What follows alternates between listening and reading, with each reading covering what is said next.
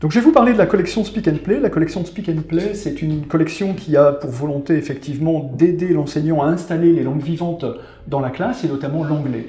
La particularité de cette collection, c'est qu'elle se décline du CP au CM2, donc c'est une collection qui est complète. Elle se propose effectivement dans une mallette, et dans cette mallette, l'enseignant va avoir différentes ressources, notamment des posters, un fichier ressources, c'est-à-dire un guide du maître à l'intérieur duquel il va pouvoir prendre pied et trouver tous les éléments qui lui permettent de conduire ses leçons. Il va avoir également à sa disposition des words cards, des sounds cards, des jeux de cartes qui permettent effectivement de jouer d'interaction dans la classe, et puis bien entendu toute la partie numérique.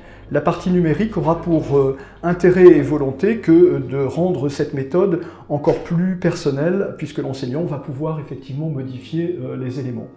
Donc dans chacune de ces mallettes, l'on va trouver effectivement des posters, des cartes, l'on va trouver le CD, on va trouver effectivement tout ce qui permet d'animer la classe. Comment se décline chacune de ces mallettes? Par un guide du maître, à l'intérieur duquel l'enseignant va trouver 10 unités de travail. Ces unités ont une volonté progressive. Chacune des unités correspond à 2 mois de travail.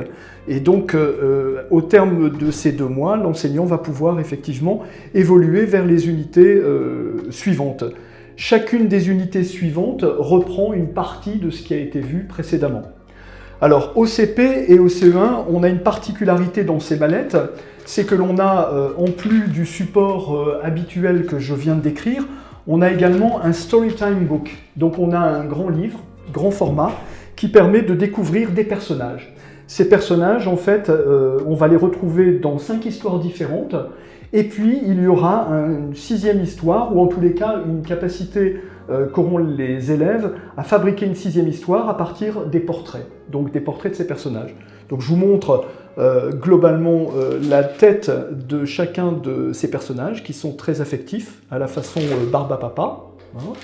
Pour l'enseignant, chacune des unités proposées va effectivement offrir un cadre de travail qui a pour volonté de ne pas dépasser 30 à 40 minutes.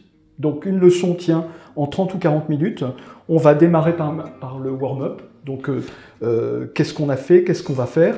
Ensuite, on va travailler l'acquisition lexicale par de la musique, de la chanson. Alors, une particularité de la collection Speak and Play, c'est qu'en fait, les musiques, les chansons qui sont proposées sont des chansons qui sont sur des rythmes, non pas endiablés, mais plutôt avec une appétence musicale d'aujourd'hui. On va être sur du Beatles, on va être sur effectivement de la pop song, donc des choses qui sont effectivement loin du côté naïf et niais des comptines traditionnelles. Hein. Donc ça, c'est une des particularités. Donc cette acquisition lexicale se fait à partir de ce que l'on entend.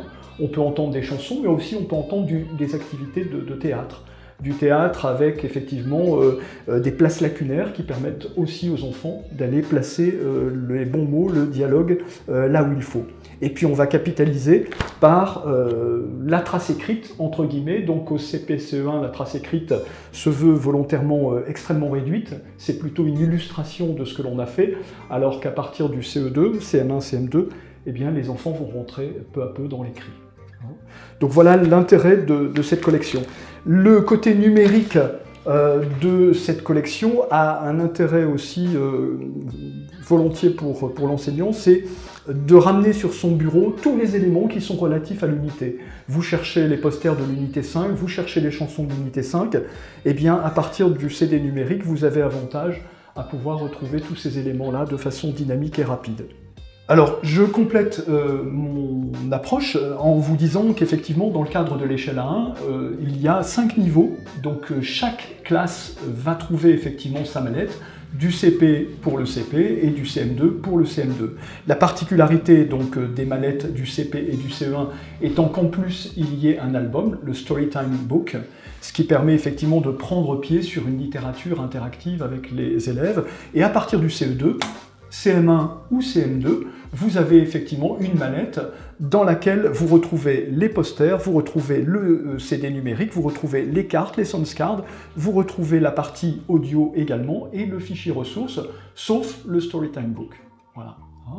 Et donc chaque enseignant est en capacité effectivement de travailler sur son propre niveau. Les enseignants qui auraient des doubles niveaux, je pense au CP et au CE1, peuvent très bien démarrer avec la première année la mallette du CP pour le CP et le CE1, et puis convenir l'année suivante, puisqu'ils ont les élèves 2 ans, de travailler avec la mallette du CE1. Voilà. Et la même chose quand on aurait un CE1, CE2, etc., etc.